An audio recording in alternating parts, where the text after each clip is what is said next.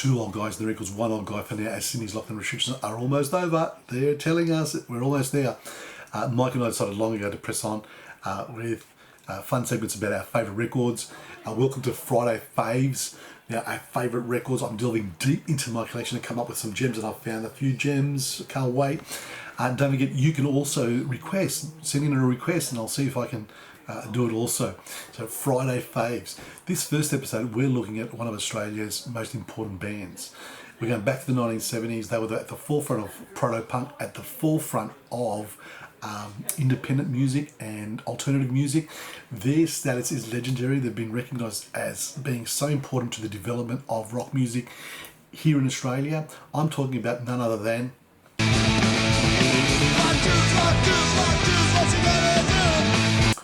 Radio Birdman. It doesn't get more important than this. A little bit of history.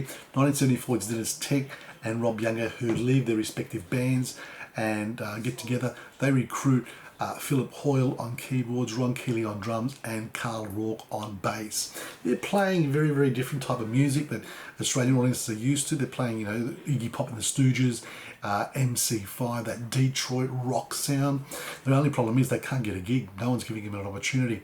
They take fate into their own hands by hiring the first floor of the Oxford Tavern at Taylor Square to do their gig. They take fate even more into their hands by then taking over the management of the place to create the Fun House. Now they've got a place to base themselves. They can play whatever they want, and they can play whenever they want.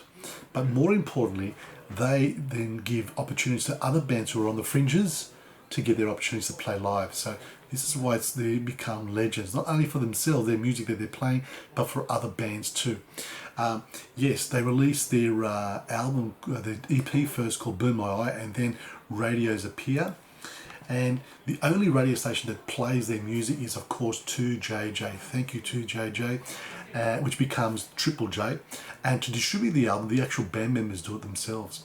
There is a lineup change. Philip Hoyle leaves, Chris Mazurek comes on board, and then Philip Hoyle comes back on, so it becomes a six-piece band. The boss for Sire Records, which is under WA Warner Brothers, is out in Australia. He hears Radio Birdman and signs them up, so everything is going fantastic. The Fun House is a righteous place. Right, you got all these subcultures converging. You got high energy music. This is dynamite, set to explode, and it explodes for one gig. Right, and who's the management of this? The premises. It's the band. So they've got to take two steps back. They start touring interstate to cool off the pressure, and they actually relocate to Great Britain. And there's one gig at Paddington Town Hall, they reckon, where it's legendary. Over 2,000 people turned up to watch Radio Birdman before they left for overseas. So everything's going fine, and guess what? Sire Records experiences financial problems. They cut several bands, and one of those bands they cut is Radio Birdman. They've got an album to release, no label. They had a tour planned with the Ramones of the USA.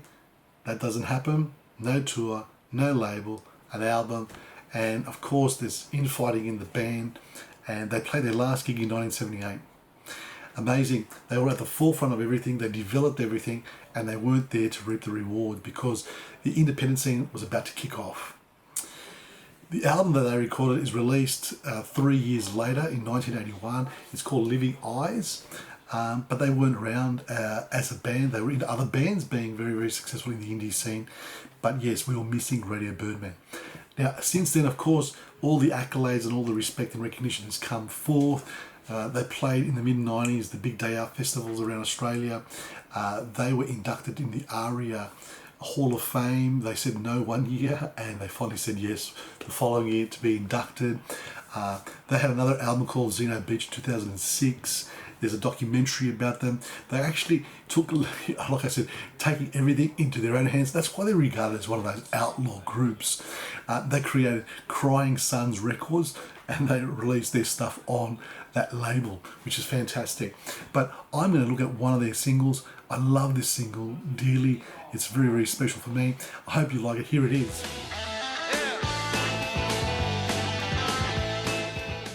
Radio Birdman. Aloha Steve and Danno.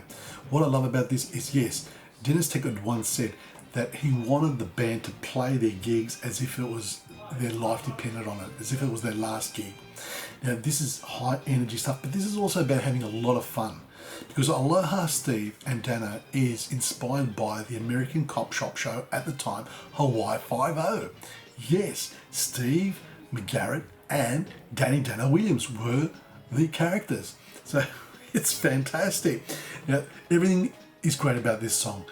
You know, the waves, sound effects at the beginning, okay, to get that Hawaiian feel maybe, yes. And no wonder the surf community of Australia, you know, embrace it straight away.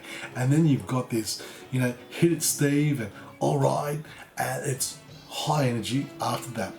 And you know, there's so much to like about the way Chris Mazurek integrates the Hawaii Five-0 theme song into his guitar solo.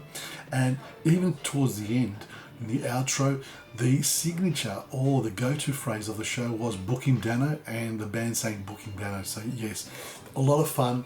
This is a 1988 version of the single. It's fantastic. If you haven't heard it, please hear it, because it's great, it's important, and it's a lot of fun.